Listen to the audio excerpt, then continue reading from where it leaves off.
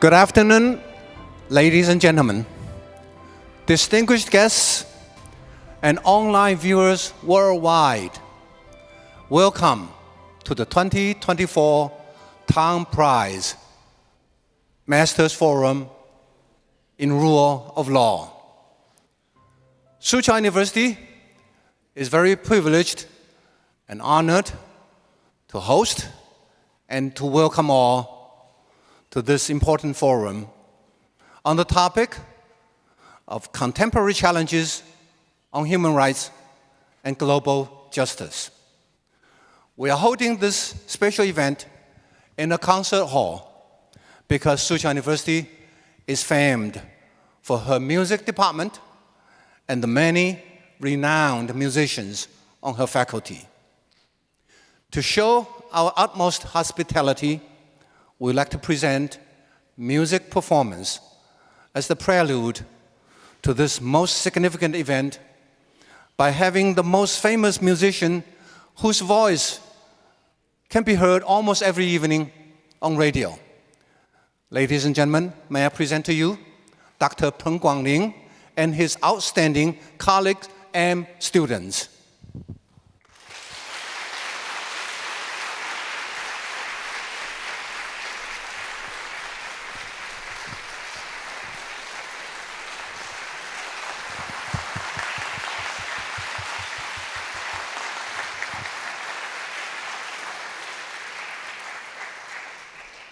The first violinist was none other than Dr. Peng Guangling himself. And the three young musicians are Dr. Peng's colleague and former students. The second violinist, Mr. Lin Ziyuan. On viola, Ms. Hong Yunqing. And on cello, Professor Hou Rouan. And today, the well-known piece, You Raise Me Up, has been arranged for string quartet by Mr. Zheng Bawei. Ladies and gentlemen, Soochow's very own string quartet from the music department.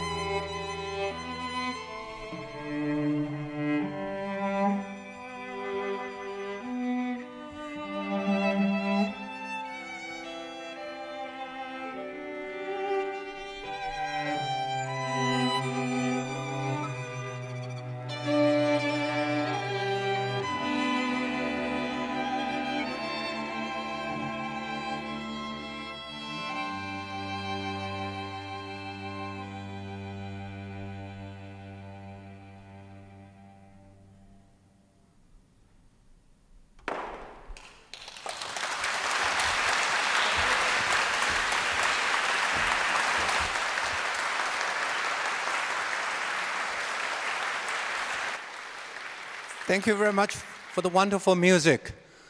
May I also give you a note on Dr. Peng Guangling himself. In addition to being a famous musician in Taiwan, Dr. Peng Guangling is also the mastermind in the designing and construction of this music hall. He was very particular in the acoustic and the sound effect of the equipment, making sure that every single note will resonate throughout the hall. He can cite measures about the length, the width, the depth of the stage. He can even tell you how many seats there are in this music hall.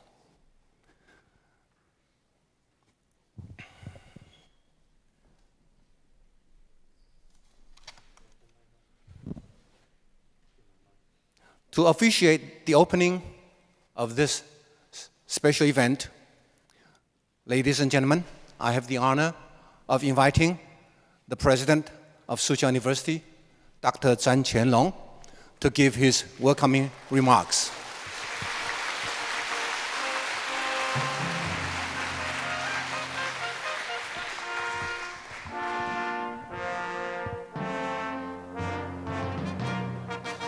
Please join me in giving Dr. Zhan Qianlong a big round of applause.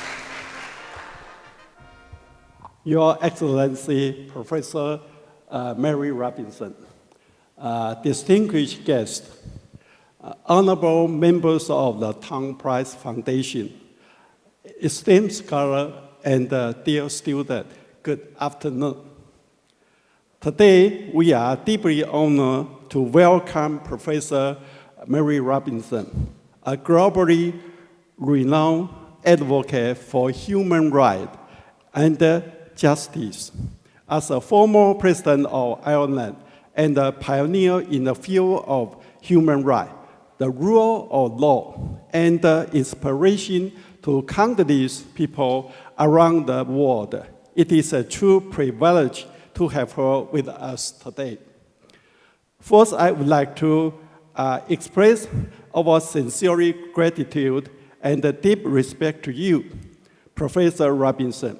Your unwavering commitment to promoting human rights and justice has had an immeasurable impact, whether during your time as a United Nations High Commissioner for Human Rights or in your later effort to tackle the social inequality brought about by global climate change. Your courageous leadership and visionary insight have shaped the lives of many. We are all eagerly looking forward to hearing your thoughts on the contemporary challenge in human rights and global justice. Your wisdom will undoubtedly inspire us all. I also extend my heartfelt thanks to the Tang Prize Foundation for their support, which has made today's forum possible. The Tang Prize Rule of Law Award not only recognizes outstanding contribution to the legal field worldwide, but also provides encouragement and motivation for individuals striving to promote the rule of law and protect human rights globally. As a Soochow University with a deep-rooted tradition in legal study, we have long embraced the responsibility of advancing legal education and the human rights. We believe that the study of law extends beyond theoretical discussion. It is about fostering students with a global perspective who can make a meaningful contribution to the world, human rights, and the justice issue. Today's forum amplifies our commitment to the mission. We will hold this event in the beautiful Songyi Council Hall, also named after the donor Suzhou's very own Chair Professor Dr. Tang Songzhang and his wife, Mrs. Tang. Yeah. Thank you for giving us such a beautiful place to enjoy today's speech and the panel discussion. Once again, I extend my heartfelt thanks to Professor Mary Robinson for being with us and for your tireless effort in the pursuit of human rights and global justice. Your contribution will undoubtedly inspire us all, encouraging more people to join this noble cause. I would also like to thank all our distinguished guests and scholars in attendance. And I hope that today's forum will sparkle new ideas and reflection, leading us toward a better future for all. Thank you very much. Thank you, Mr. President. Please take your seat and join our distinguished guests and everyone in the audience for a group photo. Now, ladies and gentlemen, we are having our photographers on the stage. Please give our photographers a big smile. If you want, you can say cheese. Or give our photographer a thumbs up.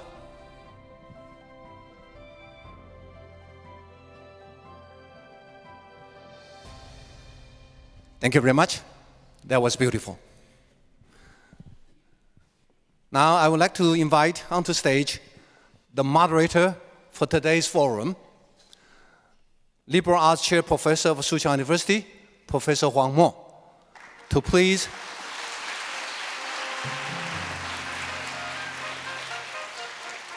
Professor Huang Mo, as the moderator, will be giving us an introduction of our speaker today, Her Excellency, Professor Mary Robinson.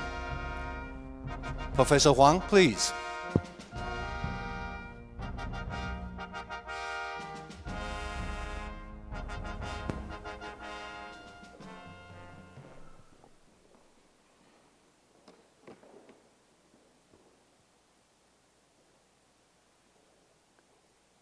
Mr. President Chan, distinguished guests, ladies and gentlemen, we are fortunate indeed to have this rare opportunity to hear Professor Mary Robinson discourse on law and global justice. In her long career in teaching, in law, in public service, as well as in the private sector, our Tang Prize laureate has done much to make our world a better place to live. She was a prominent constitutional law professor at Trinity College, Dublin. And at a very young age of 25, she was elected to the Senate and then the presidency of Ireland.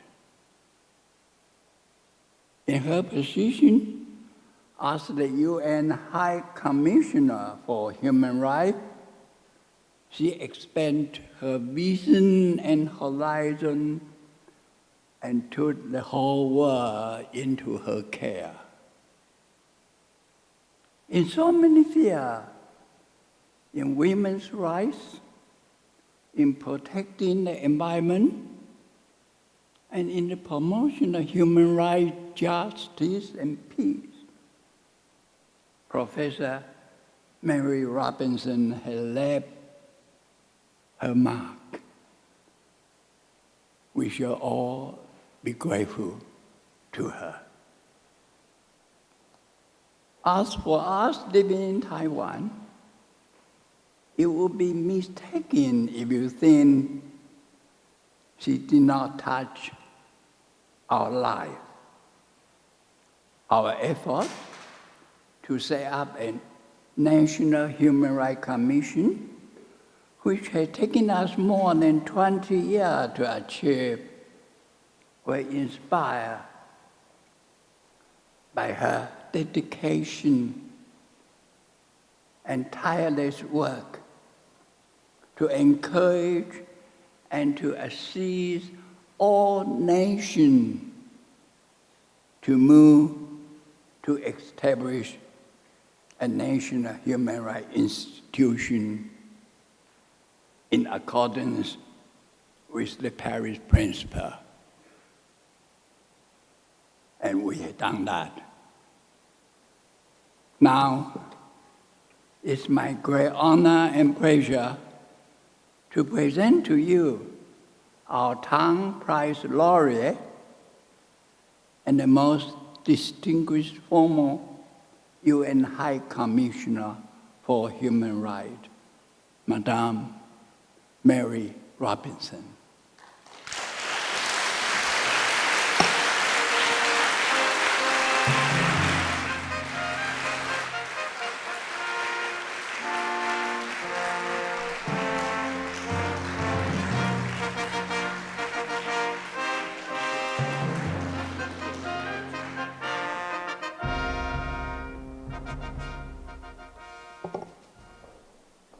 Could I begin by thanking for that beautiful music at the beginning in this lovely concert hall, a wonderful version of Raise Me Up.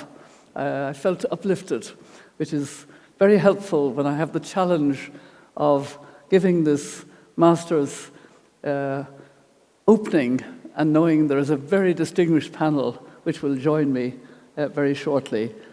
I have been asked to speak on a number of contemporary challenges on human rights and global justice. And I will begin with gender equality. I had to think about gender equality very early in my life because I was the only girl wedged between 4 brothers, 2 older than me and 2 younger than me. So of course I had to think about gender equality, human rights, even using my elbows. And my parents were medical doctors, and they assured me that I had exactly the same rights and exactly the same opportunities as my 4 brothers. But Irish society at the time was not telling me that.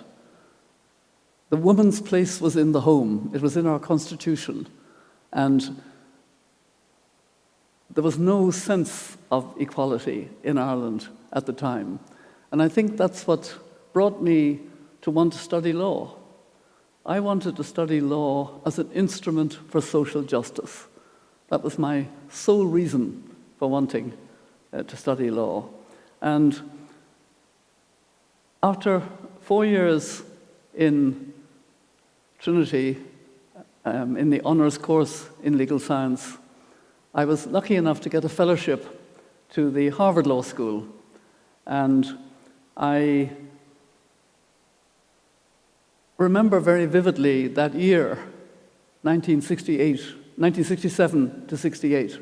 I'm the class of 1968. It was a particular year.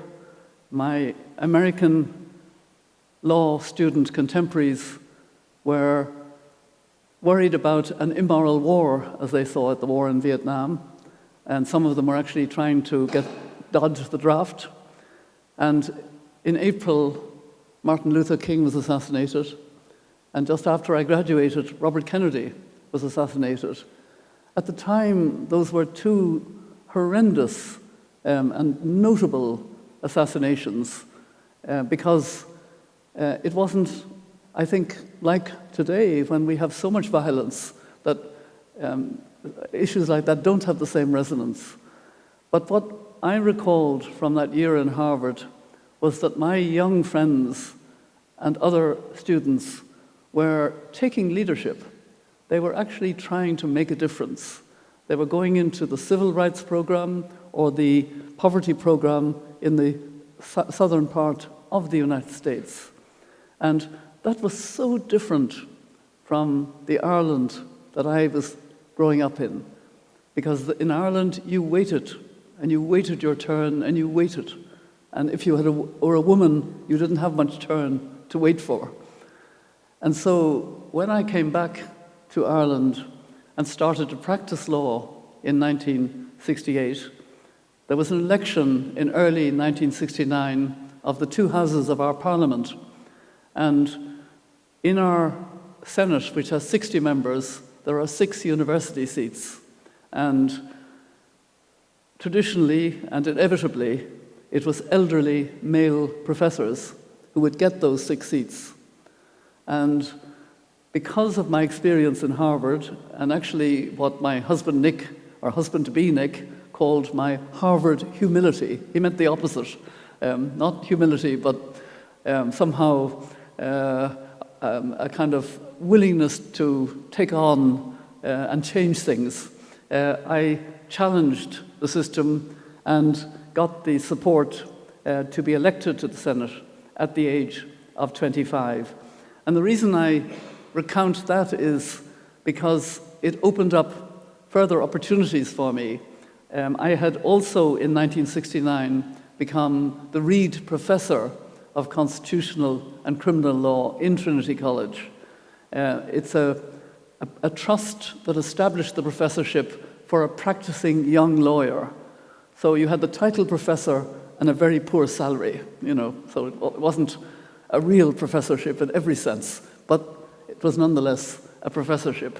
And that meant I was teaching law as a professor, I was practicing law as an advocate, as a lawyer, as a barrister, and I was helping to make some law in the Senate. And I was trying to use all three to further gender equality, human rights, and open up Irish society. And so I want, in particular, just to take a moment or two to talk about the gender equality part of that. In 1971, I introduced a bill into the Parliament, into the Senate, to legalise family planning in Ireland. The law was thought to be very much, the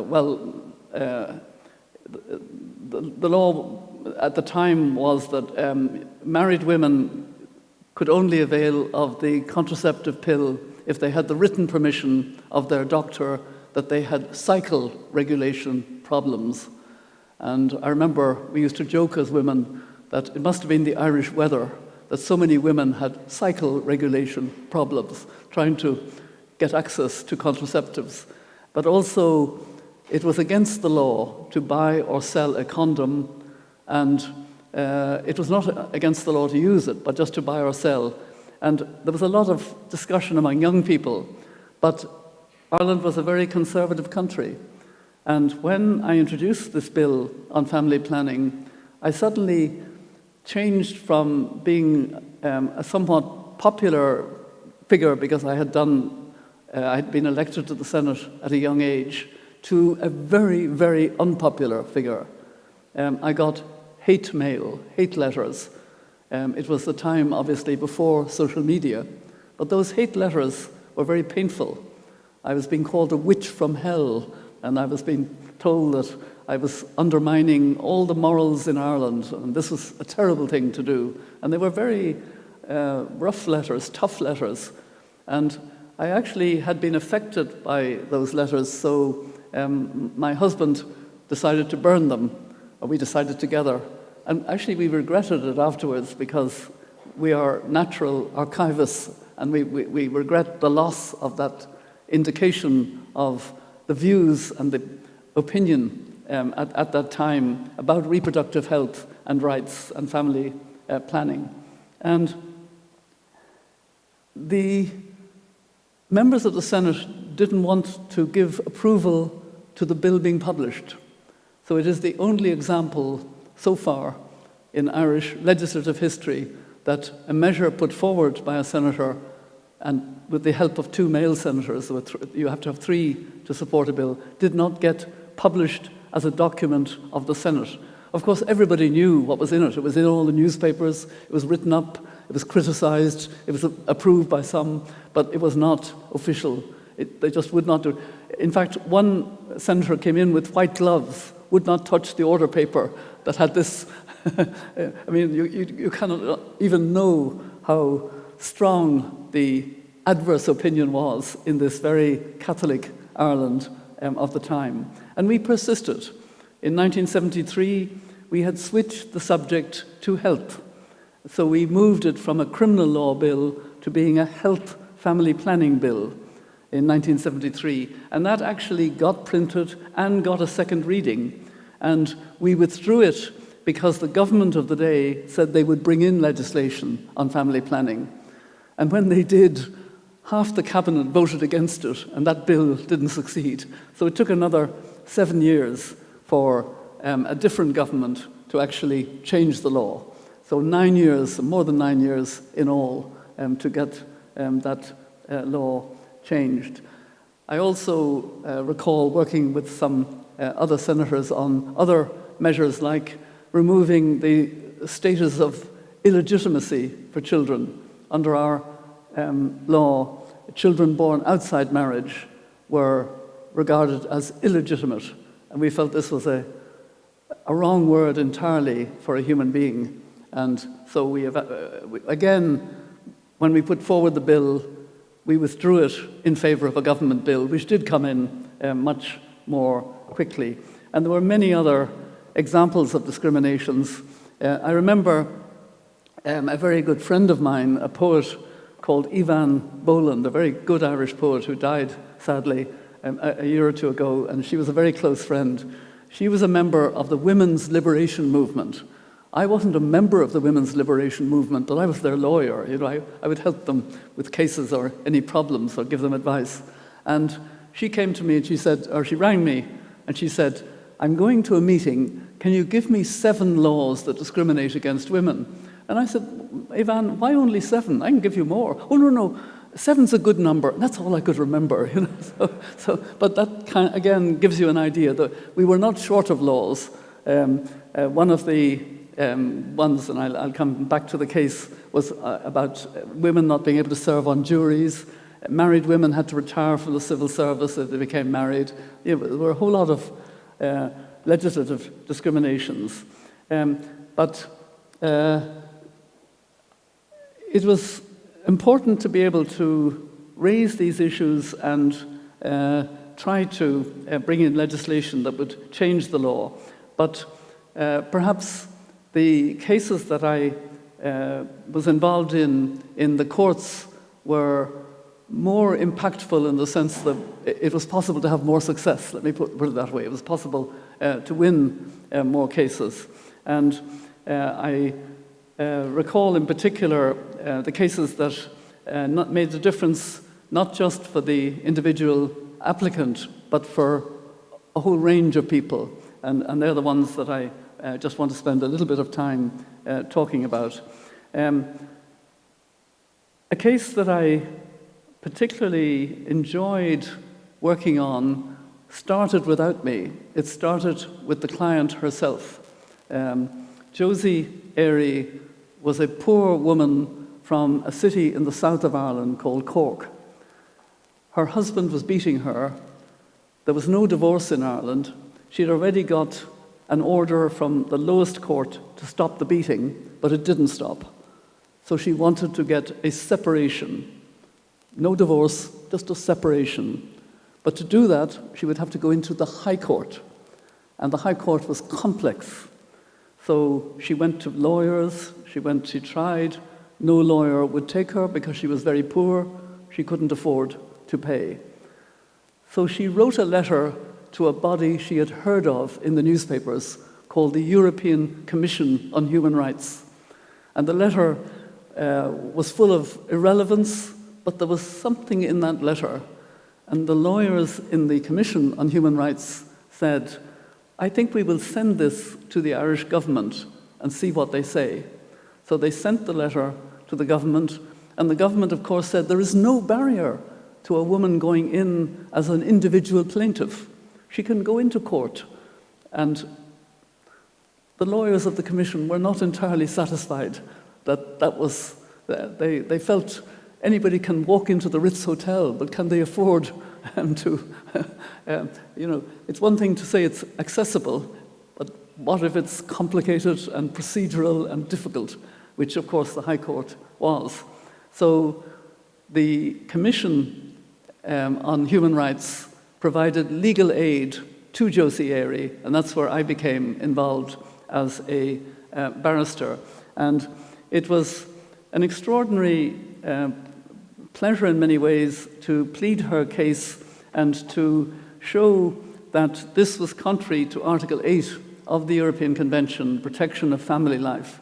And the reason why I was so excited about it was clear to me that the outcome would mean that Ireland would have to bring in civil legal aid. And there had been a lot of efforts of various sorts, but it was that case that required the Irish government to bring in civil legal aid. And actually, because it was a case of a European court, it meant that other European countries should also consider bringing in civil legal aid. And I mentioned the question of juries, and perhaps because that's a case that was resolved in the Irish courts, I'll just mention it because there's an interesting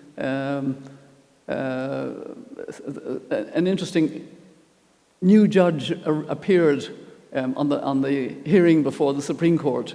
I brought the case involved two women who had been accused of a minor crime that allowed a jury trial, but they did not want a trial with only men, and women were barred from the jury.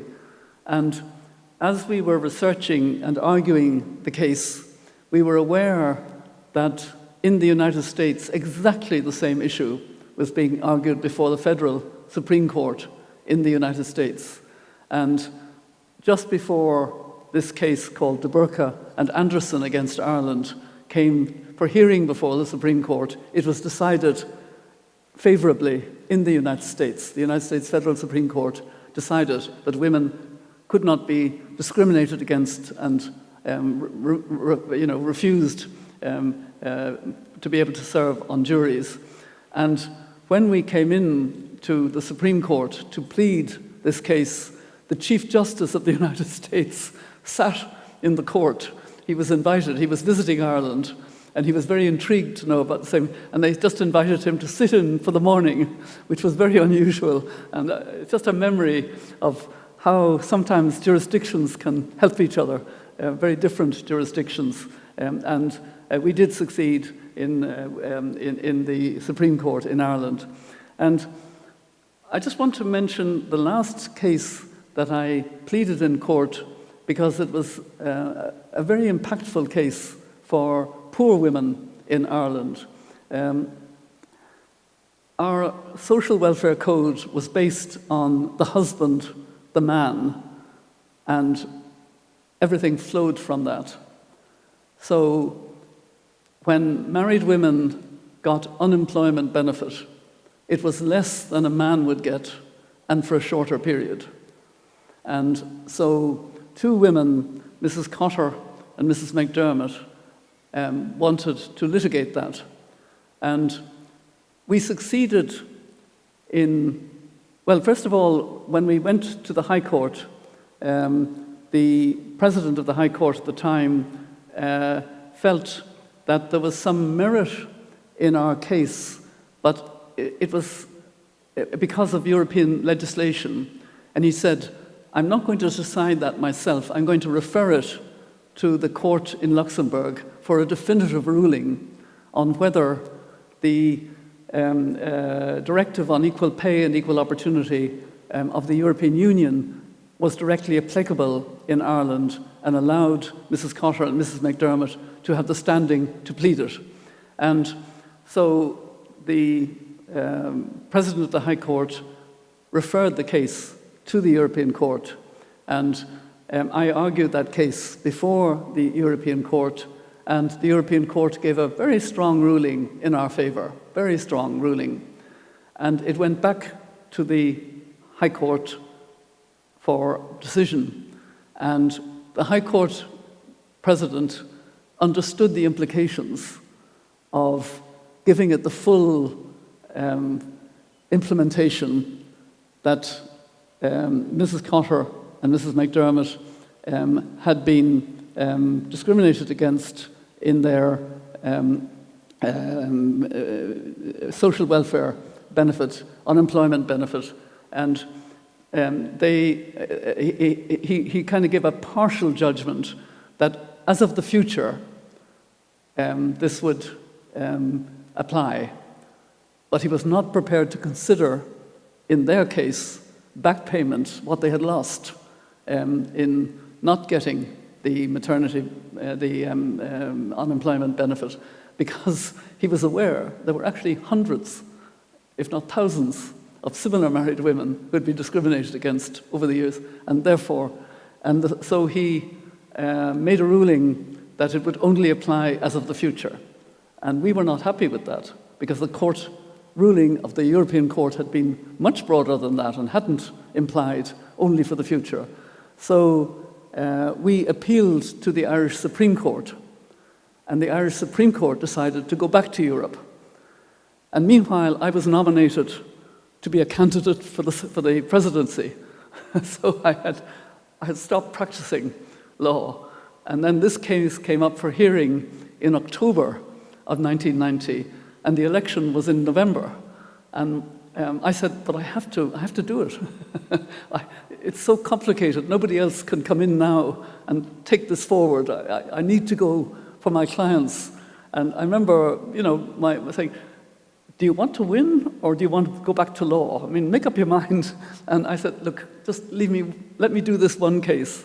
So I went back to the Supreme Court, to the Court of Human Rights, Court of the European Union in Luxembourg, and made the case that their initial ruling, had clearly implied that it should be retrospective, that the women should be able to get their money. And the court reserved their judgment and mentioned when the Advocate General would give a ruling, which is what happens in the court in Luxembourg, as I'm sure some of you would know. And they said, they sort of, the lead justice in the court said, this may or may not be of interest to you, Mrs. Robinson, meaning either you'll be president or you'll still be doing law. And actually, by the time the ruling came, I was elected president, so I didn't go back. I didn't hear I heard the final verdict and was pleased, but I wasn't in court. That cost the Irish Exchequer some £300,000 at the time. So it was a very significant case for gender equality for women. And it was, I was trying to use it as an illustration. It's lovely when you can take a case for individual clients that will affect a whole sector, that will affect someone in a broader sense. The second way in which, the third way in which I tried to support gender equality was through my participation in public life, basically. I always promoted the importance of gender balance and gender equality in speeches that I made, including going forward for election a number of times over those 20 years. And I had an incident which did annoy me because it was discrimination outside Ireland in something I was involved in and surprised me. It happened in Belgium, in Brussels. In 1971, I was invited as the only woman to serve on the Vidal committee on enlargement of the European Parliament. And this committee had members of the 6 original European Union members, European Community members as it was then, and then the 4 members and 4 applicant members: the United Kingdom, Ireland, Denmark, and Norway. Norway eventually voted against joining, so you had 3 new members. But we were looking at what impact this would have on the European institutions. So it was a serious piece of work, and it was recognized that we would have to go back and forth to Brussels. So they decided that in order to give us our expenses of travel and our per diem, if you like, because we weren't, there was no salary involved, that we could open a bank account, and they gave a choice. And when they came to me, they said, "Oh, but you're a married woman." And I said, "Yes." "What's that?" They said, "Oh, you need the written permission of your husband in Belgium to open a bank account." I said, "What?" Because this did not apply in Ireland. Of course, my wicked husband was only delighted to hear all this, and was. But anyway, I became Ms. Robinson for once, and blurred the idea that I was married, and all was well. But I think what I want to illustrate is, there were so many forms of discrimination. It wasn't that surprising that another country would require the written permission. And by the time I was going forward as the candidate of the Labour Party, but running as an independent in 1990 for election, I was very much part of a broader women's movement in Ireland. And that women's movement was significant because as the campaign went on, when I started, I was very much an outsider, 100 to 1 outsider, because it was assumed that the party that had always had the presidency would have it. The Deputy Prime Minister was running. He was a shoo-in, as we would say in Ireland. He was a certainty. But gradually, because I had more time, I made the case, and the case became more popular. And I was aware that I was gaining ground, if you like. And it was the women's movement that made all the difference. And not just the women's movement in that progressive sense, but a lot of women who were quite conservative, quite sort of maybe didn't have careers outside their home, quietly decided to vote differently from their husband for the first time, or differently from their father. And I heard so many stories. I heard a story of a young woman some years later, and the way she put it summed it all up. She said, "I want to shake your hand," she said to me. "You were my first vote. And when I told my father how I voted for you, and when I told my father, he nearly killed me." So that was what was that. So when I was accepting the nomination, I mean, it was the night I was elected, but not the inauguration. I thanked Mná na hÉireann, which means women of Ireland, in a pejorative way. Up to then, there was a way of describing women who weren't active in life, who weren't part of the progressive women's movement, who were housewives, who stayed at home. But I was valuing what they had done, and they understood that perfectly. And it kind of helped me as president to broaden the whole sense of gender equality, just by lifting Mná na hÉireann. I thanked Mná na hÉireann, who instead of rocking the cradle, rocked the system. And, it kind of made it easier to have a broader, more sort of integrated sense of gender equality. It wasn't just women who were lawyers or journalists or trade unionists or, had careers, businesswomen. It was all women in Ireland felt part of this gender equality. And I made it very clear that I was determined as president to feel that I would do a better job precisely because I was a woman. I was absolutely determined to convey that at all stages. And, that was because I felt I had been fortunate enough to get the confidence of women that had helped me to get elected. Of course, it was a universal election, so men also elected me, I'm glad to say. But women changing their vote from the traditional voting was a significant part. And now I come to human rights protection in that sense. And I'd like to just reflect on when, after the 7 years as President of Ireland, on the same day, the 12th of September of 1997, I became the UN High Commissioner for Human Rights. I found that my horizon had to broaden really significantly. Up to then, it was Ireland and Europe was very helpful to Ireland. The European Court of Human Rights, the European Union Court was helping Ireland to open up and make progress. Now, I could be asked questions at press conferences about countries or cities or human rights problems somewhere in the world that I hardly even knew about. You know, that kind of strange burden of knowing that you were responsible for human rights throughout the world. And even more significantly, I think, before I became UN High Commissioner, Kofi Annan, who had become Secretary General in January of that year, he had his 1997 reform package. The UN is always reforming itself, or should be. Anyway, this 1997 reform package made the office, the new office of High Commissioner for Human Rights, the only one to be part of the 4 executive committees of the UN, the Executive Committee on Peace, on Development, on Humanitarian issues, and on economic and social issues. And it was a way of affirming the holistic notion of human rights, that they were economic and social rights, civil and political rights, and also not Western, Eastern, Northern, or Southern. They were universal. And we had a small office that was tasked with somehow implementing this. And I remember having a conversation with Kofi Annan early enough on, and I said, you know, I do understand the significance of you making my office part of the, what had you in mind?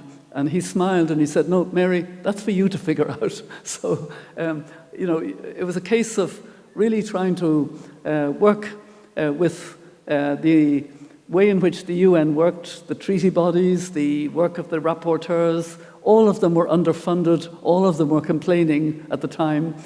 One of the things I had to do was try to raise extra budgetary funds to help the office. But I saw the need to embed human rights in the culture of countries, and I strongly supported the emerging national human rights commissions with their Paris principles that you've just heard from our wonderful moderator. You have, and I in my speech on rule of law, I referred to the fact that Taiwan had established its own National Human Rights Commission. I didn't know it took 20 years, but I'm very pleased that it is one of the National Human Rights Commissions and that it abides by the Paris principles.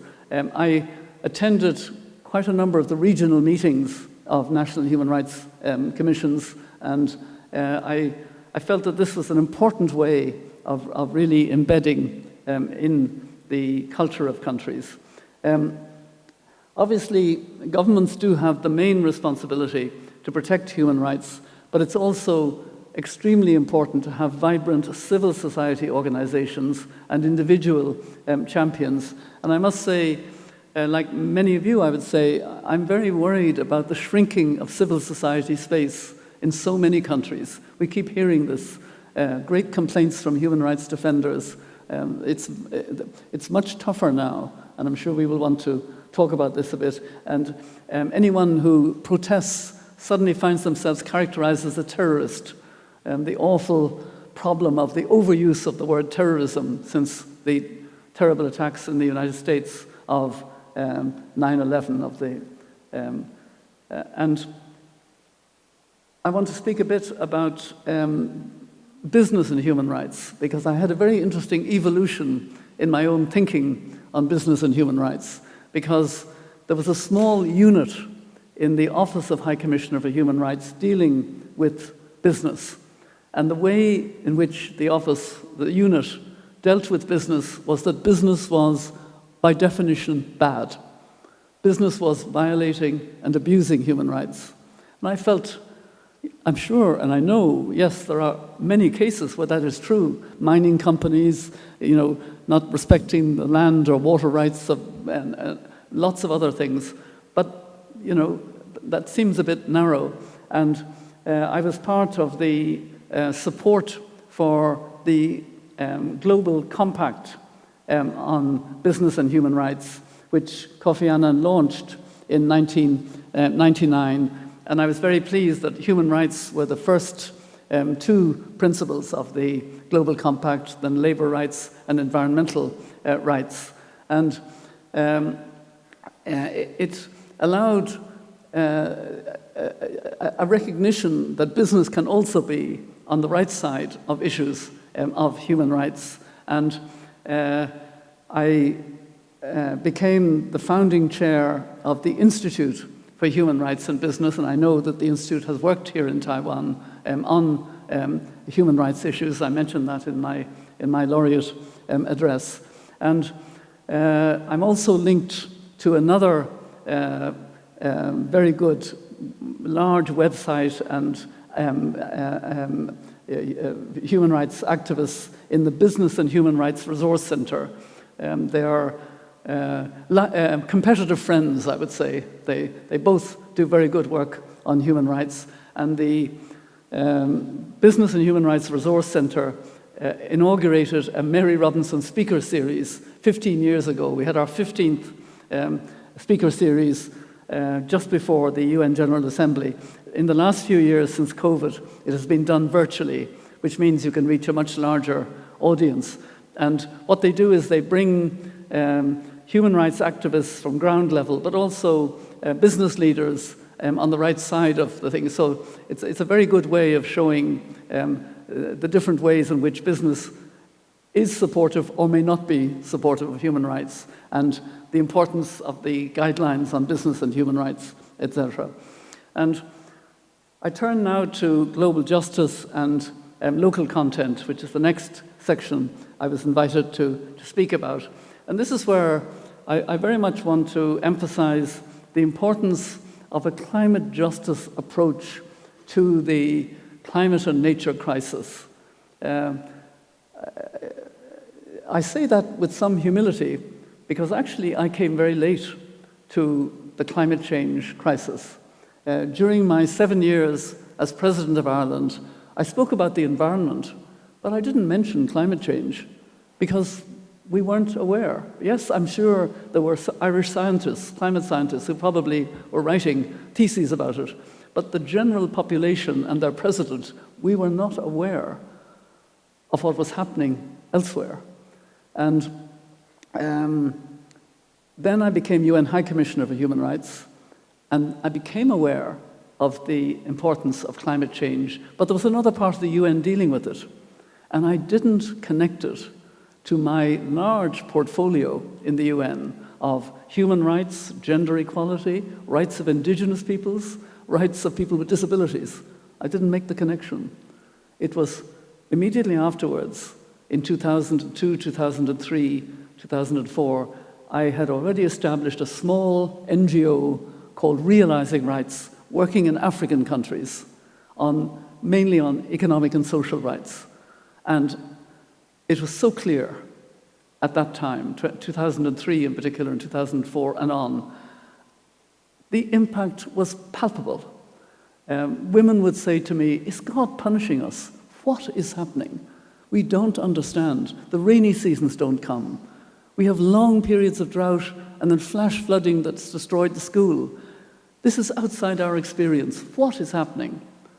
Complete, not knowing, but knowing that this was not what the village lore knew over 200 years. When they say outside our experience, that's what they mean. Grandparent to grandchild to it would be at least 200 years. Something was happening. And because most of them were farmers, I remember sitting at a hearing with Archbishop Tutu as elders for Oxfam just before the conference in Copenhagen in 2009. We sat and listened to 5 African farmers. 4 of them were women, and each of them had a devastating story to tell. So the impacts were so much worse, and that's part of climate justice. I mean, I identify layers of climate justice. The worst thing is that the climate and nature impacts affect the poorest countries, the poorest communities, the small island developing states, and the indigenous peoples much earlier and much more severely than more developed parts of the world.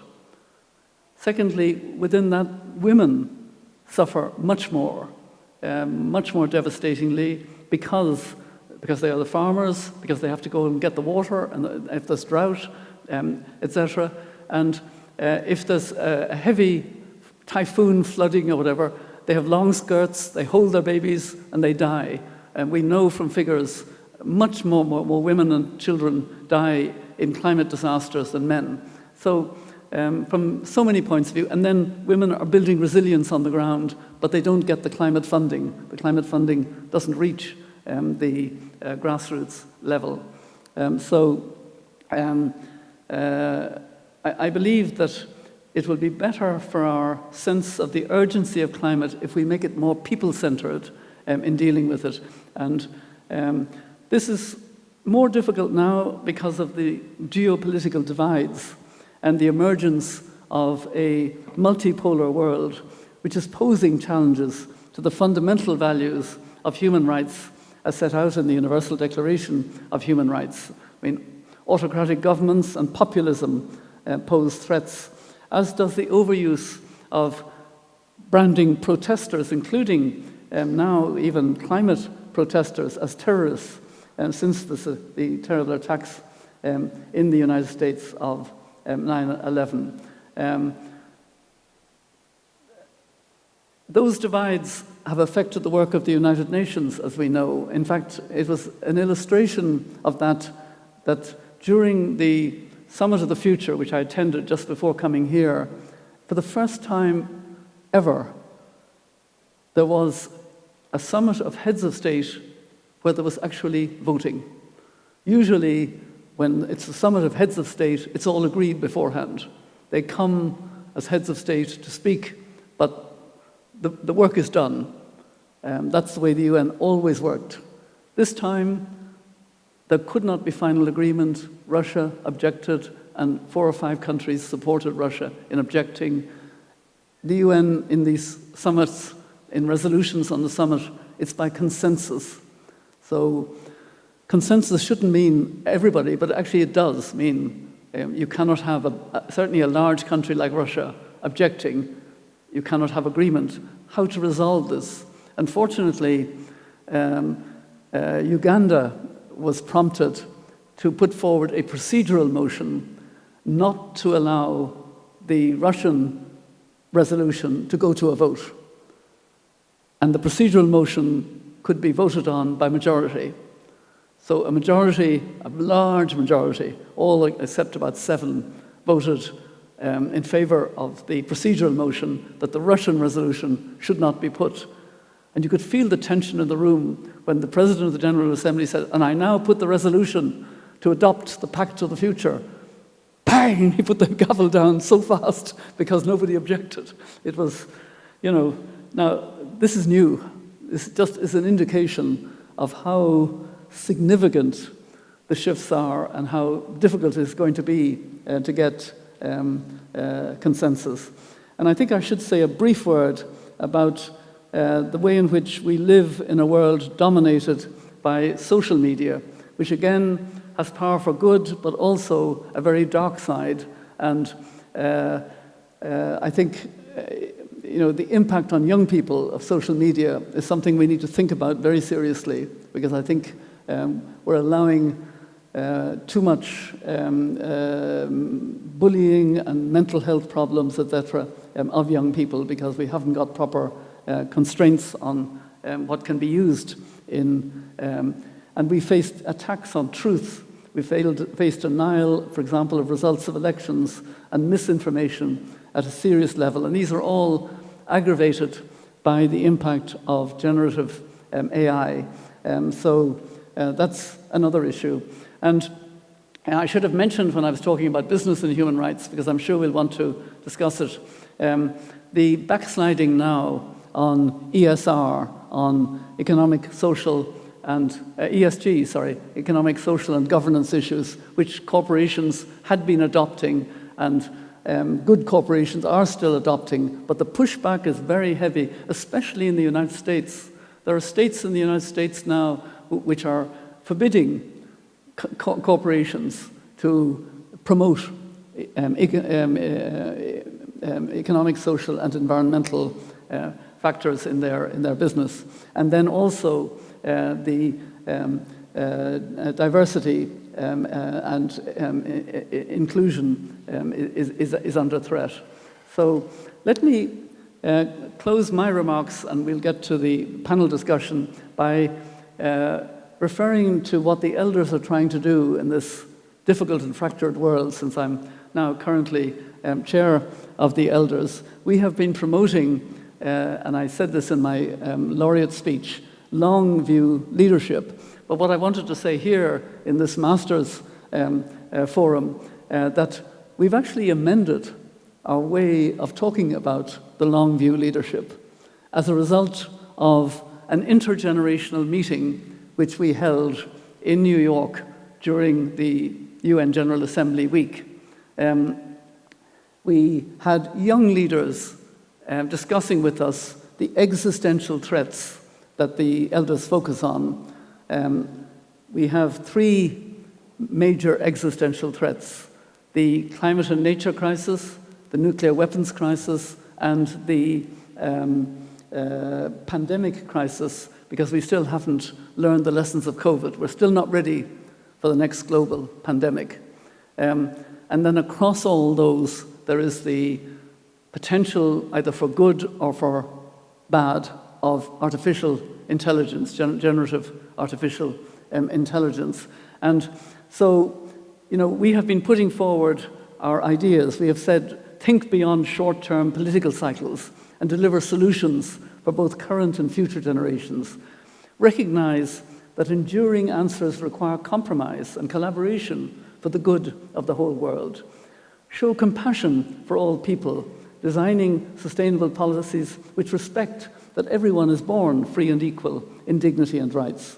Uphold the international rule of law and accept that durable agreements require transparency and accountability. And finally, in our long view, as we were putting it forward, commit to a vision of hope in humanity's shared future, not play to its divided past. So this is the way we were messaging our long view. But we heard such strong messaging from the younger generation of leaders that we needed to understand that young people now want to be involved in decision-making. They want to be at the table, they want to participate, they want to be involved in what they called co-creation. And so we have decided as elders that we will now message that we should commit to long view leadership, and as well as that, co-creation between generations in coming to consensus on, especially on global issues. And this was one of the very positive elements that came out of the Pact of the Future. It has, for the first time, really recognized that young people need to be involved in decision-making. And there are lots of hooks in the Pact for the Future that reflect this. And I must say, because the elders have been involved in intergenerational discussions a lot in recent years, we were open to the idea of co-creation. We were open to, building this into our messaging. And it reminds me in a way of a saying of Kofi Annan's, which I heard him use when we were together on his last mission in 2018. In July of 2018, we went together to Zimbabwe to promote a peaceful election there, or to try to help promote it. And Kofi, again, would repeat a message that he would use a lot. You are never too young to lead, and you are never too old to learn. So what we were illustrating as elders, we were not too old to modify our long view leadership and bring in the co-creation of younger generations. And now I hope I haven't spoken for too long, but I look forward very much to the panel discussion. Thank you.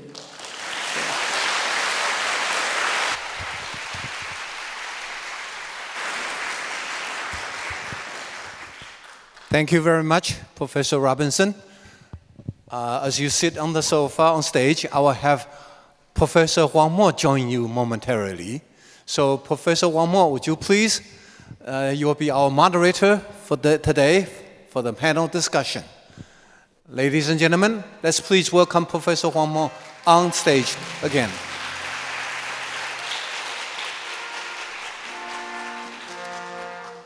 I would also like to present to you the discussants for this panel discussion. First of all, President of Taiwan Bar Association, Attorney 尤美女理事长。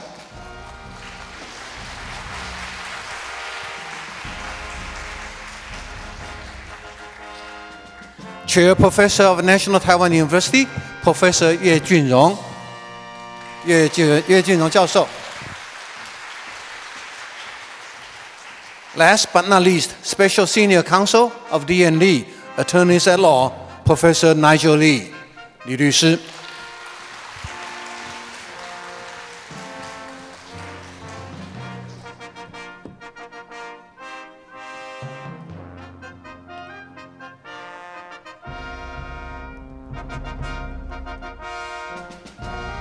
And I will now give the floor to Professor Huang. Professor Huang, please. I will be speaking. Yes. Yeah.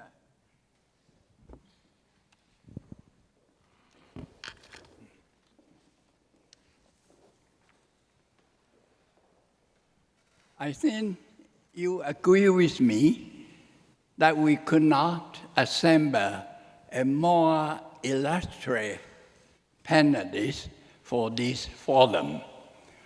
We have three well-known attorney at law and professors.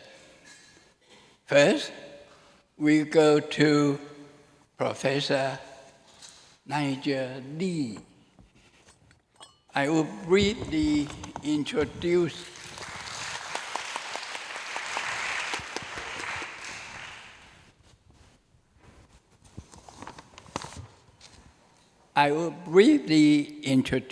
him. Professor Nigel Lee is an adjunct professor of law at our university here, Suzhou University, and at the Graduate Institute of Political Science at the National Taiwan University. As a practicing attorney at law, he specialized in dispute resolution and arbitration, media law, human and civil rights, international litigation and constitutional law, and has been a chairman from 2007 to 2014, and the honorable chairman since 2014 of the Chinese Arbitration Association Taipei. Over the years, he has dedicated himself to pro bono work. He has served as president of the Taipei Bar Association and sat on the board of Judicial Reform Foundation. His determination to promote human rights and justice has led to his involvement in numerous cases applying for the grand justice interpretation of the Constitution, and his appointment some years ago as a member of the Presidential Advisory Committee on Human Rights. Now, Professor Nigel Lee.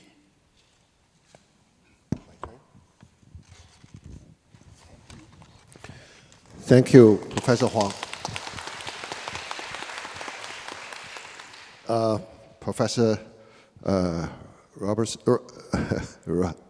Professor Robinson, distinguished guests, and good afternoon, ladies and gentlemen. First, I'd like to extend my congratulations to Professor Robinson for the honor of receiving the Town Prize of Rule of Law. I enjoyed and have been benefited greatly from the 3 speeches you made in Taiwan.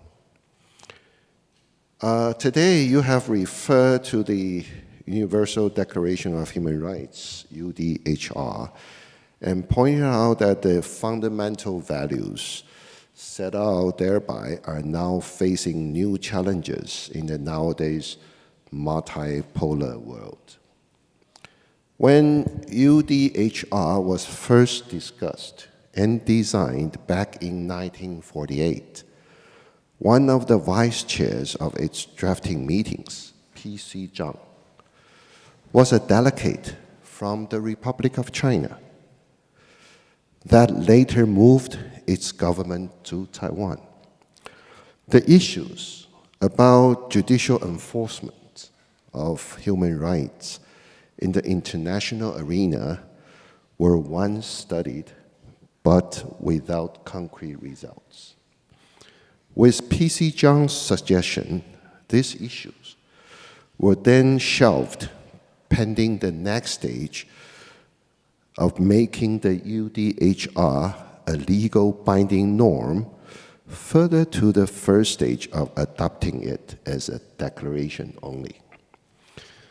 But the same issues did not gain any mileage when the 2 UN covenants, namely ICCPR and ICESCR, were adopted in 1966 and have become effective since 1976. Today, there are still entities, international entities, who are supposed to but not willing to. And there are willing parties who cannot join the covenants.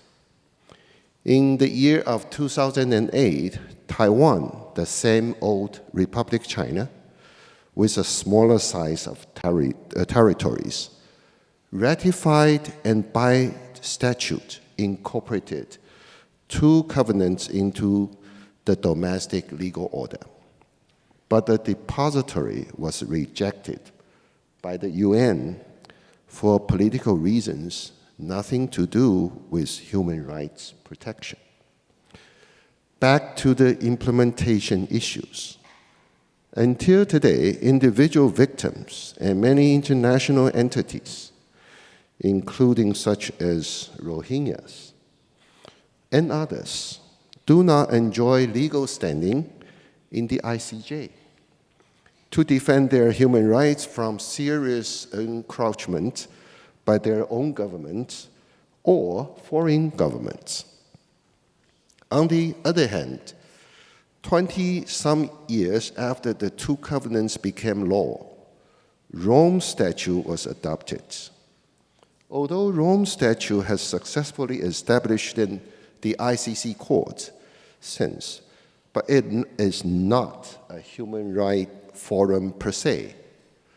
Some major players are again not party states there too.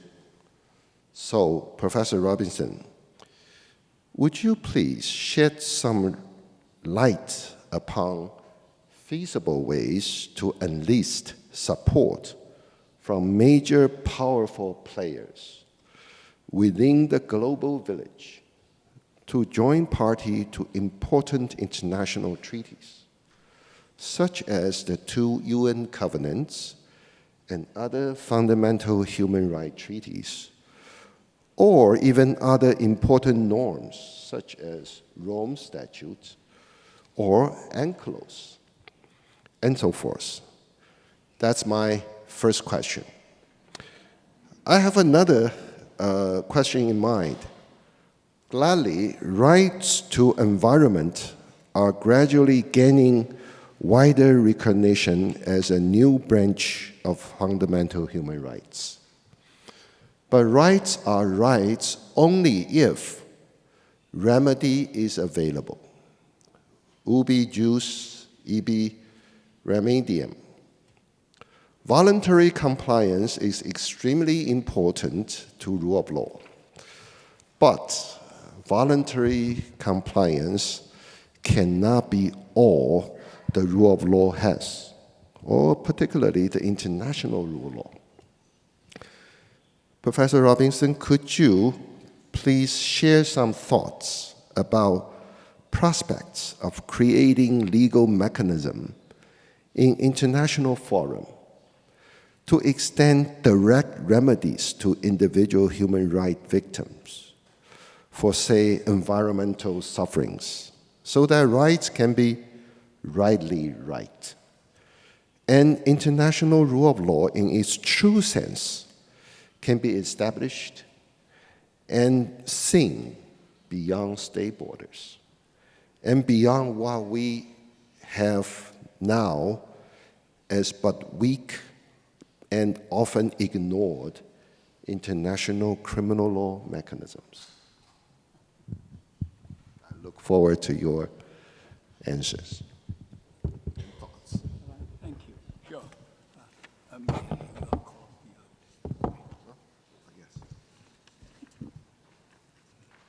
Shall I answer? Yeah, okay. First of all, I agree about the importance of the core covenants, for example, on economic and social rights and on civil and political rights. And I was actually very pleased in my time as my time as High Commissioner for Human Rights, that China signed both covenants and ratified the covenant on economic and social rights, except for, I think it was Article 8 on trade union, on independent trade unions. Jimmy Carter, who of course was an elder and is still an elder emeritus, signed the covenant on economic and social rights, and it has still not been ratified by the United States. And as you say, the United States has not ratified that covenant. I actually regret that in the international human rights there is a kind of divide between countries totally advocating civil and political rights and considering economic and social rights as somehow aspirations. It undermines the true value of human rights and the integrated approach that I was emphasizing earlier. On the need for victims to have more voice, I was actually, again, the United States has not signed the Convention on the Rights of the Child or the Convention on the Elimination of Discrimination Against Women, but I was pleased to know that in New York at the moment there is a very active move to have a special protocol to CEDAW that would allow women to directly raise these issues, and the United States is supportive of that, even though they have not ratified. So in the United States, I think you have two approaches. You often have, if you have a democratic government in particular, an executive and an expertise that very much supports, but a reality of a Congress that is very, very unlikely to pass any of these instruments at the moment. They're so polarized. It's so impossible to consider, sadly, that they would ratify. But more to the point, it is very sad to see the erosion of respect for international courts. When the International Criminal Court indicted President Putin, there was great support from the United States and from the United Kingdom and from Europe, etc. And the pressure on the prosecutor was coming from Russia. Now, with the seeking warrants to indict Prime Minister Netanyahu and his defense minister, and also the leaders of Hamas, one of whom has now been killed, but still, the outrage, and I mean outrage is the word used, is very shocking, because that is undermining the importance of that court. And then when you take the International Court of Justice with its advisory opinion, a very clear advisory opinion. And the interesting thing about the advisory opinion is it's not new law. It's just restating very clearly and very definitively the law that applies. The occupation is unlawful and must come to an end, etc.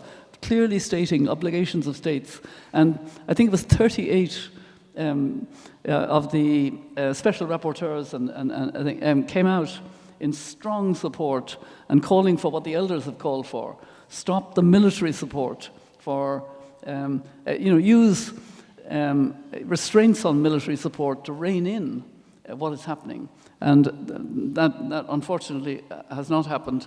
And, the other case that the South Africa has initiated, I mean, it's very interesting that a country of the South, like South Africa, because of its long history of apartheid, has that moral courage to stand up and say, we are going to bring a case to the court on the genocide issue. And I was actually very proud that one of their chief lawyers was a woman whom I know, very good lawyer, who argued the case. But again, the pressure on that court as well, and the pressure on the prosecutor, and the pressure on South Africa, I know, because they've told me, to drop the case is enormous. And, so we live in a very difficult world where those who are upholding human rights, and both at the international level and at the domestic level, are under more pressure than ever before. So I hope I've contributed to answering your serious questions. Well, thank you very much, Madam Robinson. Let's move on, and later probably we have more time to return to this very difficult and complicated issue. We come to Madame Youmeni.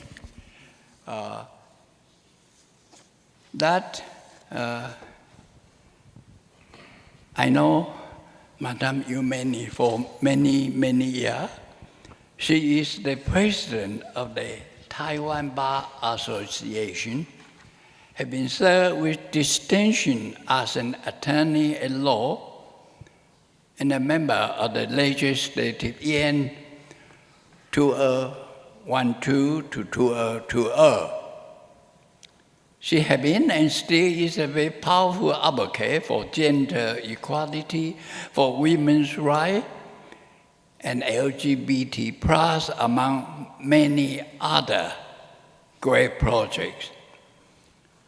She has played an important role in many civil society organizations, such as the Awakening Foundation, which aim at heightening women's awareness of their rights.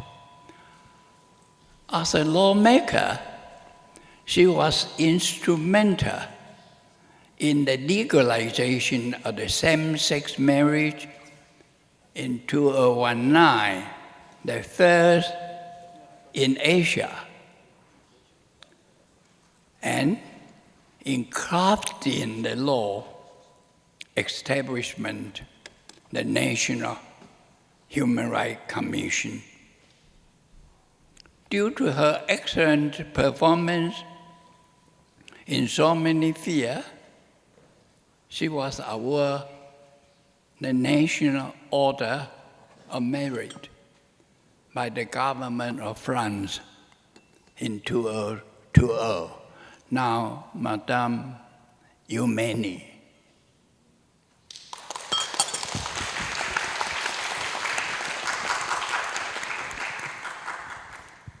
I'm sorry, I will speak Mandarin. 我用中文哈。那首先恭贺我们的这个Mary Robinson 教授，那获得了相当于东方的诺贝尔奖的我们的法治奖。那 Robinson 教授呢，这个成长在即使是身为欧洲议会的委员，他仍然需要得到先生的同意，才能够开立账户的那样的一个男女不平等的一个时代。但是无独有偶，虽然晚了10年，但是而且远在几万公里之外的东方台湾，我们呢仍然同样面临着结婚、怀孕要自动离职，那各种国家考试限男性，婚后呢所有的财产都归先生所有，这样的一个男女不平等的年代。那本人有幸呢，从1982年开始，当时还是戒严时期的时候，能够参与妇女运动。那从性别意识的觉醒，到从下而上的修改法律，那到制度的一个改革，让妇女有机会来参与政治的一个决定。那同时呢，对国际的接轨，将 CEDAW 公约呢内国法化。那一路走来50年呢，可以说是一部不断遇到问题、解决问题的学习、成长和突破的一个生命历程。那台湾妇女运动的开展，就是女性意识的一个觉醒。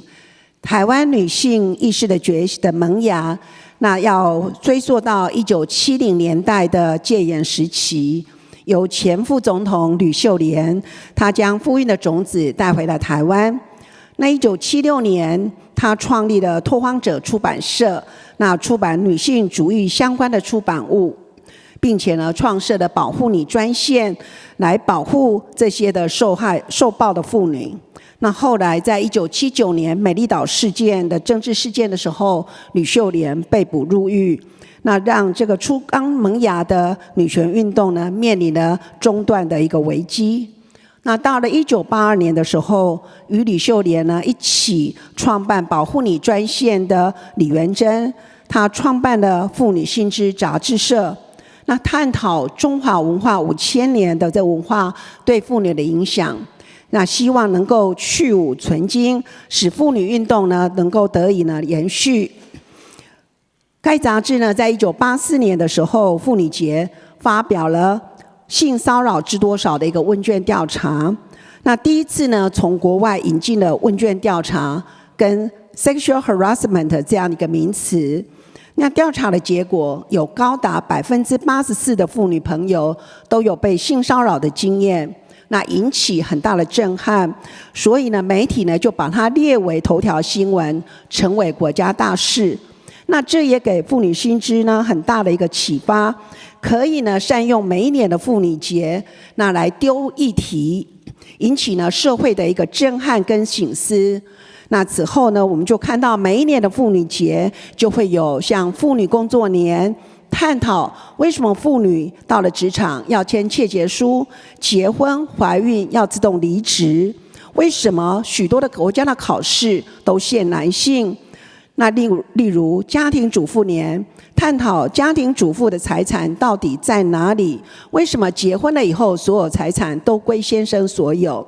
那又譬如妇女参政年，宪法规定说妇女参政保障名额1/10，它原来应该是一个最低的门槛，可是为什么它却成为最高的门槛？等等这些的议题呢，在社会上不断的发酵。那接着呢，从私领域到公领域呢，开始着手修改法律，也就在1987年的时候呢，发生了国父纪念馆事件。那国父纪念馆呢，它规定说，女性的员工，你只要结婚、怀孕或是年满30岁，你就要自动离职。但是男性员工却没有这些的规定，所以1987年就有57位的女性的员工都届龄30岁呢，那他们必须要离职。那这些女性员工呢不服，所以他们就请律师发了存证信函给国父纪念馆。国父纪念馆回复说，这些的女性员工都是要当接待员，要接待外宾，介绍中华文物之美，因此必须要仪容端庄。言下之意就是女性只要年满30岁就人老珠黄。所以这样的一个规定呢，当时仍然是这个地下组织的这些妇女团体呢，大家就前往去抗议。但是国父纪念馆呢声称呢，没有人强迫你签切结书，所以是你自己违约，不是我违约，那爱难照办。所以呢，这些女性员工呢，只好又诉诸到上级主管机关教育部。那当然，教育部呢一查之下发现，不只是国父纪念馆，包括所有的教育部所属的文化机构，包括中正纪念堂、历史博物馆等等，都有这样的一个漏规，所以要求废除。那国父纪念馆呢，他就把它改成1年1聘，所以这些年满30的妇女朋友，她仍然做了1年，明年呢仍然必须要走路。所以原来想要诉讼的解决，但是翻遍6法全书，发现呢找不到任何一个条文可以呢来这个请求。所以呢，因此呢，催生了女性的女权团体呢，开始走上立法的路程，起草了男女工作平等法。那深入去探讨女性在职场上为什么会受到不平等的对待。那最主要就是生儿育女的责任。那生是女人的事情，但是养是谁的责任？它是不是应该是国家社会的责任？那你企业主因为劳动力的再生产，所以你企业主是不是也应该获利而有所谓的社会的责任？那只有把育儿的责任从女性的身上卸下来，女性才有可能在工作职场上跟男性平起平坐。那后来因为这个男女工作平等法的规范呢，就除了平等权以外，另外就规范了这些因为要生产而所引起的这些的成本，包括生理假、产假、陪产假、育婴假、家庭照顾假，都规范在男女工作平等法里面。也因为这些的假增加了雇主的成本，所以引起呢雇主的大反弹。他们上书给当时的总统，声称呢这是企业出走的10大恶法之一。因此呢，男女工作平等法呢从此就被冰冻在立法院，一直到2000年政党轮替之后，然后在2002年呢才完成这样的一个立法。那这个法呢，也就是现在的性别平等工作法。虽然如此，但是这一部法案的它的重要性在于，妇女朋友开始学习如何从婚姻家庭、从私的领域走到公的领域，开始学习如何从立法这样的一个角度去参与国家的政策，也启发了其他的这些的社运团体，纷纷走上自己立法，然后到立法院去游说、沟通，然后最后通过。所以这也成为台湾的到目前为止，所有只要是跟妇女、儿童、身障、原住民，所有这些弱势有关的这些法案呢，全部都是由民间团体自己立法，然后送到立法院游说通过。所以台湾在1987年解严之后，那解严之后的台湾 NGO 百花齐放，它也就成为台湾民主化最坚实的一个后盾。那彭婉如事件呢，在1996年11月的时候，发生了震惊社会的彭婉如事件命案。彭婉如她原来是妇女新知基金会的秘书长，后来去担任民进党妇女部的主任。那当年妇女参政的保障名额就1/10。那彭婉如呢，她致力于去说服党内的同仁，能够通过在妇女这个参政的时候提名的这个名额呢，能够提供1/4的这个名额。所以呢，她在这个党员代表大会的时候，那积极去游说。那就在那一天呢，她游说完上了计程车要回到饭店的时候就失踪了。那3天之后发现呢，全身赤裸，身上被砍了35刀，到今天呢还没有破案。那也因为这样的一个事件呢，引起妇女团体非常非常的愤怒，所以强烈的诉求行政院要成立呢妇女权益促进委员会，那通过呢性侵害犯罪防治法、家庭暴力防治法，那要成立儿童局，同时呢教育部要成立两性平等委员会。那行政院呢竟然照单全收，所以呢让妇团的代表呢大家感到非常的难以置信。也从此以后，台湾的妇运从原来的在街上狗吠火车，一直到了现在可以进入到行政院开始做政策决策的一个参与。所以行政院呢成立了妇女权益促进委员会，由行政院长担任召集人，妇女团体的代表、专家学者，还有和各个部会的部长，大家共同来商讨妇女的政策。那女权运动开始进入到国家的体制，那进而呢制定更多与性别权益有关的这些的法令。那到2012年的时候，台湾妇女团体全国联合会督促政府去签署消除对妇女一切形式歧视公约，简称为 CEDAW， 并予以呢内国法化。那由于台湾呢不是联合国的会员国，所以我们没有办法呢把这公约呢到联合国去存放，所以呢所撰写的这些的国家报告呢也没有办法送到联合国的 CEDAW 委员会里面呢去审查。因此，穷则变，变则通呢，我们就把 CEDAW 公约内国法化，同时呢，也越了宣示我们对公约的一个落实的一个坚持。因此，我们仍然呢遵从联合国的这个规定呢，我们让政府写国家报告，民间写影子报告。然后把联合国卸任的这些专家请到台湾来为我们的国家报告和影子报告做审查，并且提出建议。那作为我们行政院妇女政策的一个管考机制，那一步一步的去落实妇女的政策。所以我们才会有2000年第一次的我们的女性的副总统的诞生，2016年第一位的女性总统的诞生，也让台湾成为亚洲性别平等的一个典范。那上开女权运动的这些的策略呢，深深的影响了台湾的这个同志运动的崛起。所以呢，从1958年的时候就已经有女同志去扣关。1986年的时候，男同志祁家威也为了争取同性婚姻，那他也不断的锲而不舍。到了1998年的时候呢，同志团体那成立，那同时也不断的倡议。到了2003年开始呢，每年举办同志大游行。那2004年的时候，通过了性别平等教育法。到了2006年，民进党的这个立法委员萧美琴，也就是我们今天的副总统，他提出了同性婚姻法案，但是非常遗憾的，在立法院呢被杯葛了上千次。到了2012年的时候，我担任了民进党不分区的立委，我提出了民法亲属篇的修正案，让婚约由双方男女当事人订定，把男女删除，就是婚约由双方当事人订定，那承认同性婚约，并且呢，在立法院呢举办了第一次的同性婚姻法的公听会，让同性婚姻的议题能够被列入到国会的一个记录。法案呢，但是非常遗憾的，当时仍然是这个民进党仍然是少数党，所以被杯葛呢而胎死腹中。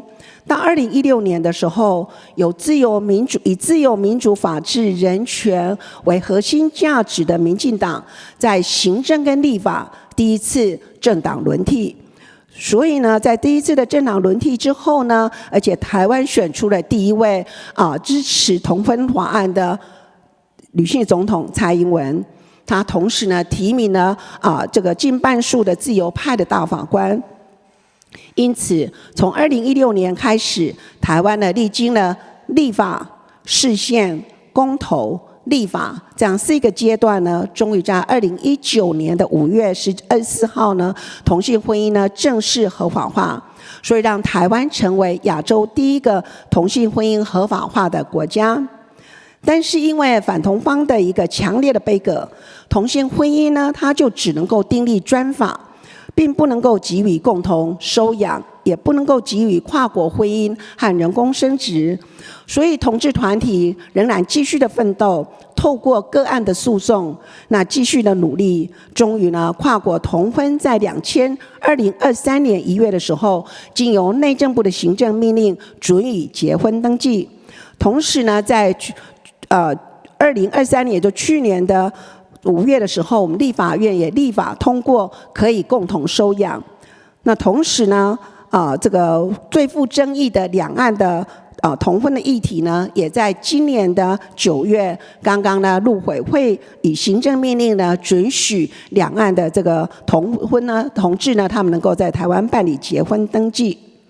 所以呢，随着科技的一个发达进步，那网络的霸凌事件呢频传，网络的一个私密的影像的这个流传呢，恶意的散播，厌女、丑女的言论呢，越来越变本加厉。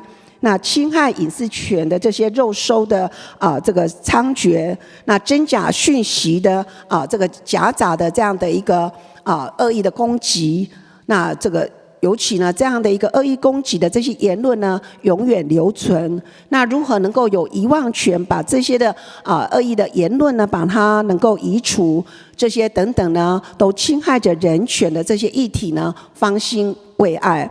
而且呢，它所造成的伤害呢，事实上是越演越烈，而且呢又非常的迅速，而且深远。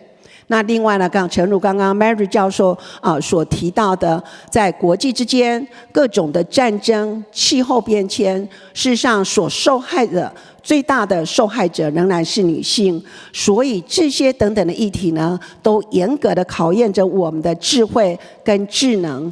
所以这些呢，都有待我们再继续共同的努力。那以上跟我们的 Mary 教授还有大家分享，谢谢。好，谢谢，非常谢谢。Let's hear from Professor Ye. Professor Ye is the University Chair Professor at the National Taiwan University College of Law. He is well known for his policy science approach to various law and policy issues, including constitutional change, environmental policy, and regulatory processes. He has authored an active main book and articles on constitutional law, environmental policy and law, sustainable development, and climate change.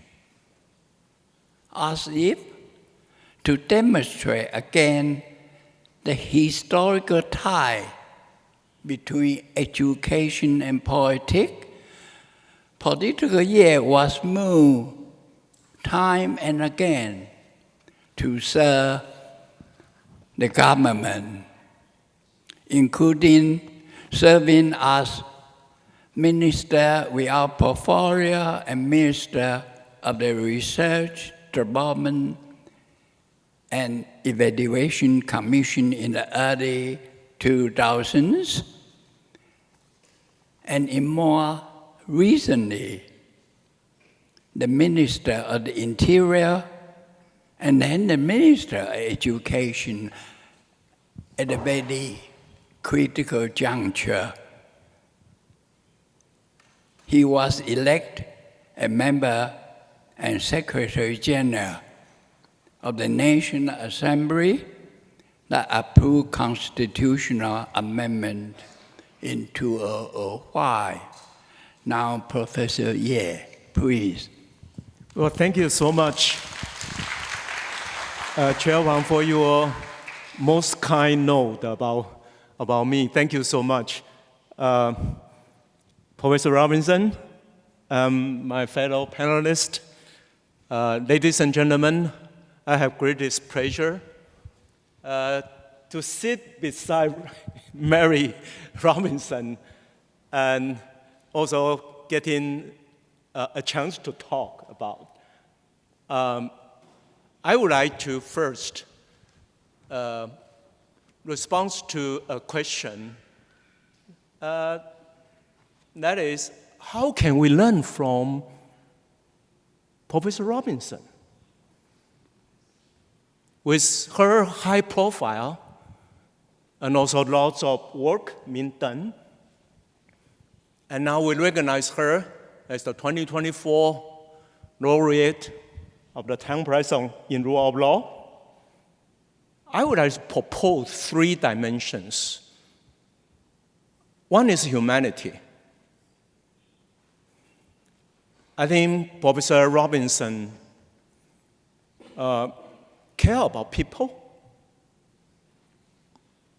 care about them, and value life and experience in a way that transcends into time and space. she is not confined by the place that she stands. Then maybe sometimes she stays in a family with 2 brothers and 4 brothers, with 2 elder and 2 junior, and she sits right in between. But she's not going to be confined by that position. She's not going to be confined by a family, by a society which is more conservative than we understand. She tried to benchmark the impossibilities. Beyond social constraint, if I may, even beyond personal constraint. She's not going to accept that enough. If she enjoys some sort of achievements, she's going to say, more to come, more to work on. There have been lots of failure, frustration in the trajectory of promoting human rights, and particularly gender equality. But that only served as more food for further work.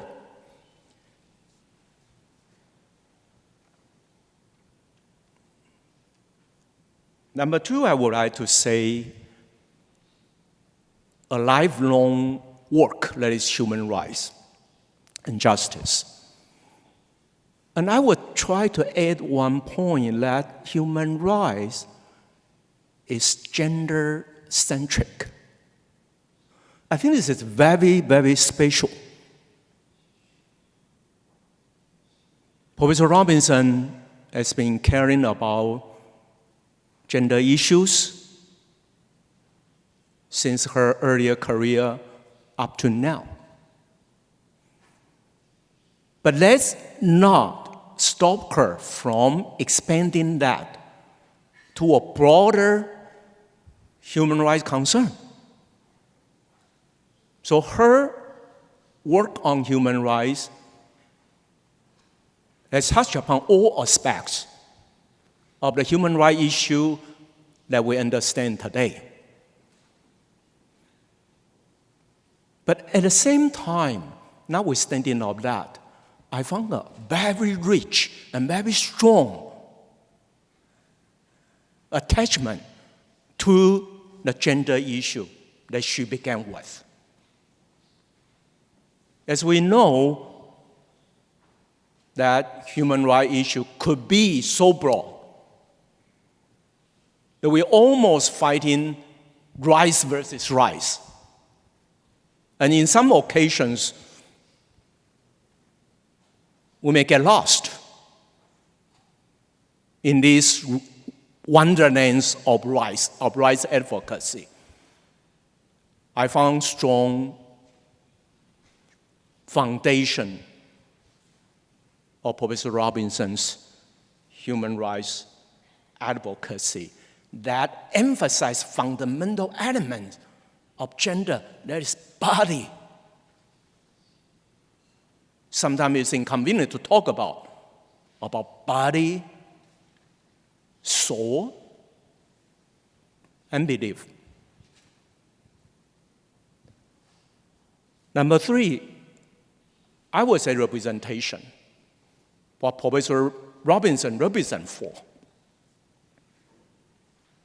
Yesterday, I had the pleasure of accompanying Professor Robinson in a press conference. And when reporter asked her about the structure of UN and how small country could have a full participation, and Professor Robinson answered, even I'm from Ireland. Ireland is not a big country. and we can still benchmark. As I said, that's impossible. Work hard, and you could be there. So I found that Professor Robinson has a very wide and sincere and workable representation based on humanity and rights conscious. Now, let me move to the core issue here, that is human rights. And I sense that from Professor Robinson's storytelling and the social context that she has been with, local, national, and international, I think there are three beyonds. Number one, human rights beyond text. We rarely heard that Professor Robinson citing these articles of the Constitution, that article, that text. She talked about lots of stories, lots of experience, lots of happenings, including that bank account situation. Nick, sorry for that, but that must be also your, heartfelt feeling that something happened to someone that I married during that period of time. So beyond text, and then beyond court, although Mary Robinson argued in front of the court, and even European Court of Human Rights for a couple of times. But her concern about human rights definitely in the court, and more importantly, beyond the court. This is extremely important, particularly for lawyers. Sometimes we may believe in order to gain progress in human rights, we need to revise the Constitution, we need to have a statute, we need to have legal basis. Before that, we can't get anything. Or, on the other hand, we also believe that any breakthrough is going to be coming from the court. So we always wait for the court to do something good for us, for human rights advancement. Professor Robinson's story tells us, no. We could go beyond court. Number three, the third beyond is beyond national borders. Human rights happen not from the sky. And definitely not like a shower, rain shower, to our national ground. Human rights is something that flows and being felt around the globe, not to mention implemented, articulated, discoursed around the globe. So I would say these three beyonds has been critical elements to understand Professor Robinson's work, particularly her work in the UN system. I had a chance to express my sincere sort of feeling to Professor Robinson. I thought this is wonderful. You work so hard in UN level. I myself, as a lawyer, sincere lawyer, also hope that I can work for UN, but with Taiwan's very limited representation. Maybe that's the dream for our next generation. But still, I admire and also value those human rights advocacy internationally so much because we are human beings. We happen to be born here, but we are all citizens also. As long as we begin to appreciate, value the human rights sufferings, and also human rights abuses beyond our national territory, then we really get the essence of human rights. Gender equality is a concern, but that gender equality also transcends into national borders. Like, for example, over the last 2 or 3 decades, we have lots of migrants from Southeast Asia that married to Taiwan, and that has a couple of 100,000, in number. Primarily, they are women. How to guarantee that they can live well and be accepted, even tolerated in our society? That is a big task for us. We spend lots of time working on that. And I myself feel so strongly this human rights concern is so global. And then let me move to my last concern. And I wonder whether I can have some dialogue, not particularly now, but in the future with Professor Robinson about it.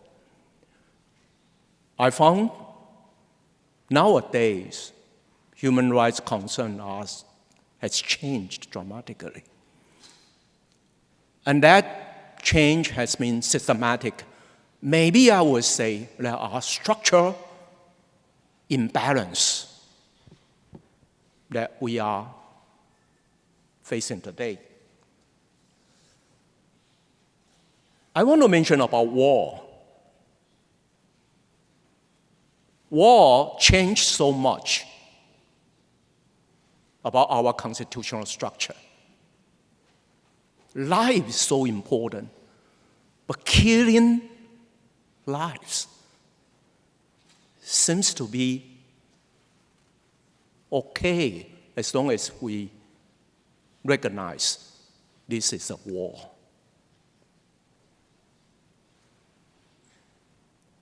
Lots of lives lost during the war. And we have different rules regarding to war. As long as we say we are engaged the war with you, we declare the war, it seems that one life is not one life. Thousands of lives are not counting on numbers. And that made me very uneasy, actually, particularly as shown by recent conflict in Ukraine and in Gaza. Nowadays, we are talking about who gained and who won the small war, who conquered this city or that city between Russia and Ukraine. But in the very beginning, we were troubled by how many were killed. Now we are talking about who is going to win the war. We have used to that. We have used to repeat the grammar of war. And that has been taken constitutionally or even in our constitutional international law that we human beings take it for granted. I know we have lots of humanitarians. They worry about this situation, and they begin to lament about what's going on right now. But it seems that we human beings, as we enter in this century, we are still powerless in dealing with this, not even from the perspective of human rights. This is one. And I want to mention the other fronts of the issue, and that is very policy-oriented that we are facing today. I will finish that in 3 minutes with that. Thank you. Let me say a little bit about climate change. It's something that we all concerned with. And nowadays, lots of countries is busy with so-called net zero. Some are not sincere, some are sincere. Even people are sincere, they don't care too much about that just transition. There are lots of human rights issues involved in the process. The disadvantaged that we care about gets more disadvantaged. The situation gets exacerbated because of extreme weather. But we see lots of discussion, lots of lip service to that. And Professor Robinson is working so seriously, everybody can, and try so hard to deal with that. And why this work is so painstaking? It is because of our pattern of development. Right now, even in Taiwan, we care about carbon rights. And can we trade? Do we have a business opportunity from that green economy? Have we ever identified the most vulnerable or fragile groups of extreme weather in Taiwan? Is that in our coastal area or is that in our deep mountain? And what kind of business that they are doing, what kind of life that they are doing? Not to mention one very important element, that is loss and damage. As the UN is working on that, actually, whoever contributes to that, according to very simple compensation law, you need to pay for it. But those people who contributed to the current status never got a chance to pay that proportionately. Like, for example, Taiwan has contributed to about 1% of the carbon emission. Should Taiwan pay 1%? Of course, historically accumulated, carbon should do that. I'm done with this, and I think what I just said is about how Professor Robinson is so important and has manifest lots of angles on human rights that we need to learn, but also at the same time, how she is limited because we are facing a global world. And that may be like a big monster that all of us need to work together in order to deal with that. Thank you so much.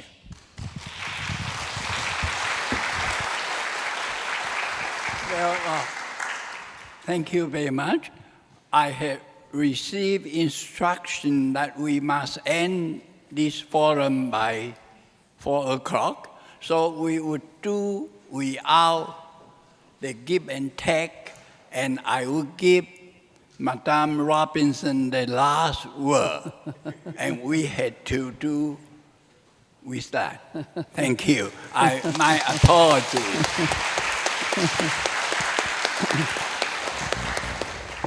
Well, thank you very much for kindly giving me the last word. I will try to make it a brief last word, but I do want to say just one or two things.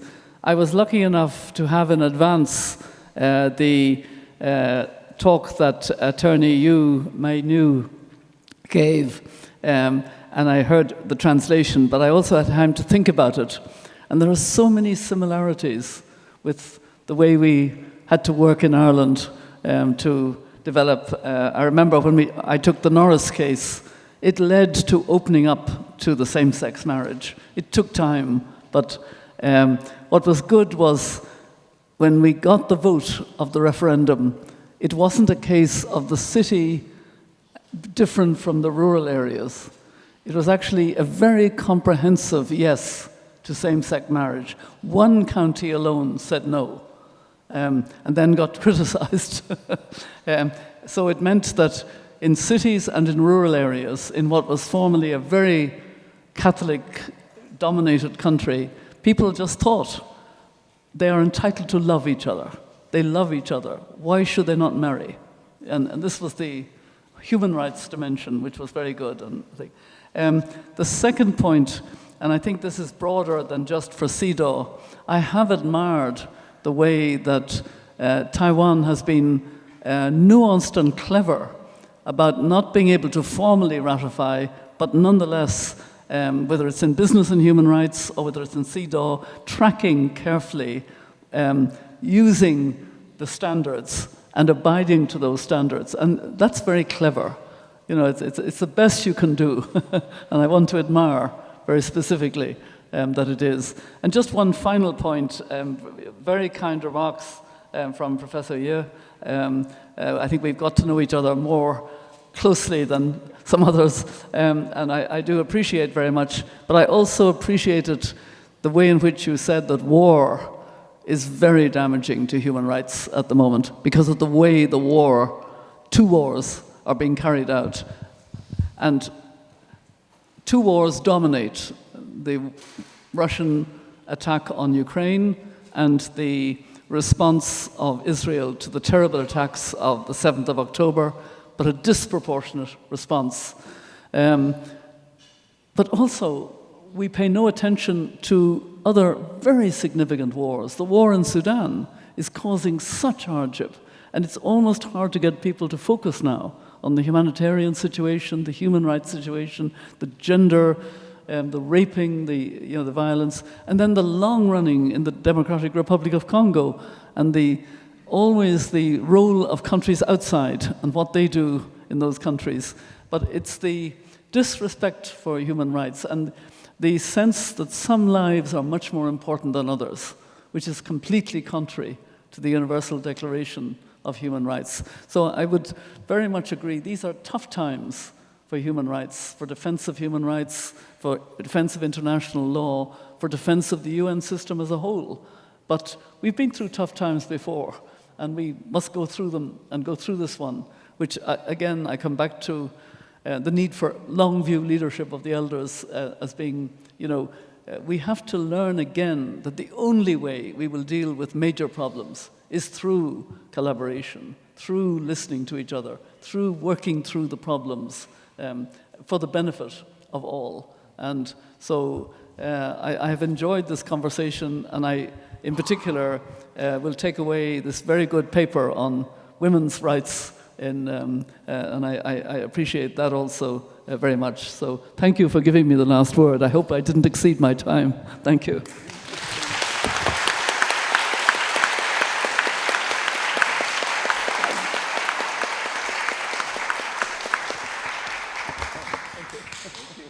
Thank you very much. Ladies and gentlemen, that concludes our forum today. But I would like to invite all our panelists to please stay on stage. And I also like to thank the audience in presence and our viewers worldwide. Without your presence here, without your participation, this forum wouldn't be such a great success. So thank you once again for your participation. Thank you.